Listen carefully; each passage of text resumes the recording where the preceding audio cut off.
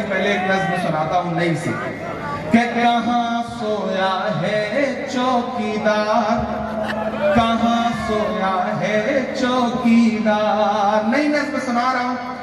हमारे शक्ति सिंह जी गुजरात से आते हैं और गुजरात की हवा में व्यापार है, ये हम रईस फिल्म में डायलॉग सुन चुके हैं।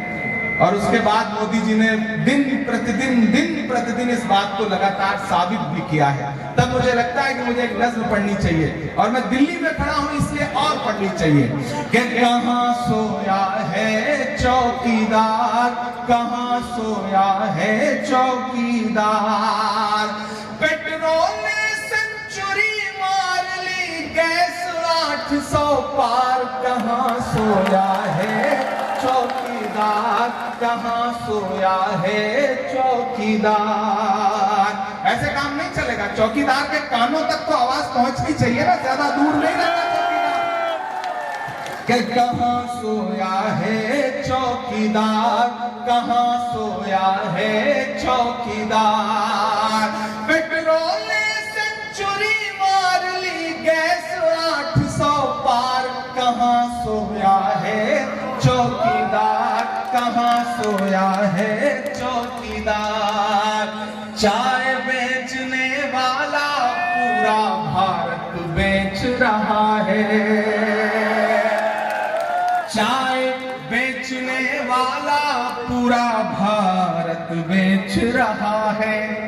इसी काम में हासिल उसे महारत बेच रहा है, इसी काम में हासिल उसे महारत बेच रहा है। रेल बिक गई, तेल बिक गया, बिका हवाई अड्डा। अगला मिसरा सच्चा लगे तो मजे लीजिएगा कि रेल बिक गई, तेल बिक गया, बिका हवाई अड्डा। सब कुछ बिकता देख के खुश हैं अपने जेपी नड्डा, सब कुछ बिकता देख के खुश हैं अपने जेपी नड्डा।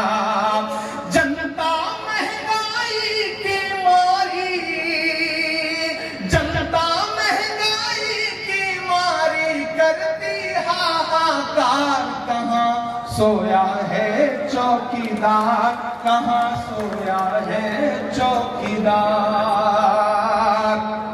हिंदुओं को लगता था ये हमारे हिमायती हैं, मुसलमानों को लगता था ये हमारे दुश्मन हैं, लेकिन सच बात ये है मेरे भाई कि वो हिंदू, मुसलमान, सिख, ईसाई दरअसल वो इंसानियत के दुश्मन हैं।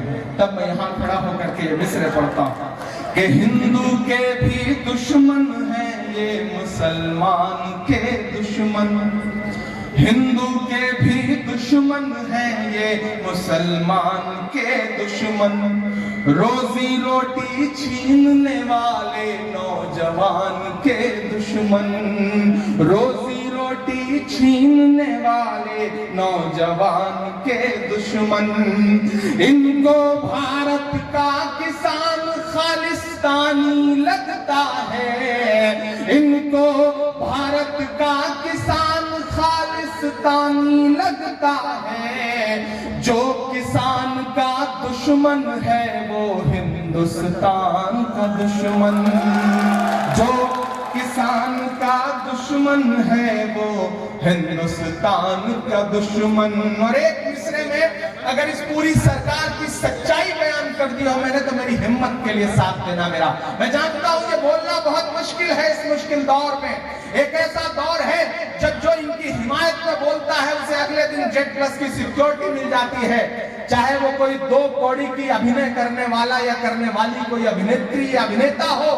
लेकिन जो इनके खिलाफ खड़ा होता है उस पर कभी ये गाड़ी चढ़वाते हैं, कभी उसकी जान लेते हैं। आज मुझे अफसोस है कि आज भले ही हमारी राजनीतिक प्रतिद्वंदी है, लेकिन आज ममता बनर्जी जी पर भी हमला हुआ है नंदीग्राम में, भाजपा के गुंडों ने उन पर भी हमला किया है। मैं यहाँ खड़ा होकर के पूरी कांग्रेस की तरफ से इस बात की मजम्मत करता हूं, क्योंकि एक चुने हुए मुख्यमंत्री के खिलाफ इस तरह से आम कार्यकर्ताओं से बदतमीजी करवाना ये भारतीय जनता पार्टी का पेशा बन चुका है और हम इसका विरोध करते हैं। तब मैं एक मिसरे में आप तक ये बात पहुंचाता हूं कि इनको भारत का किसान खालिस्तानी लगता है, जो किसान का दुश्मन है वो हिंदुस्तान का दुश्मन।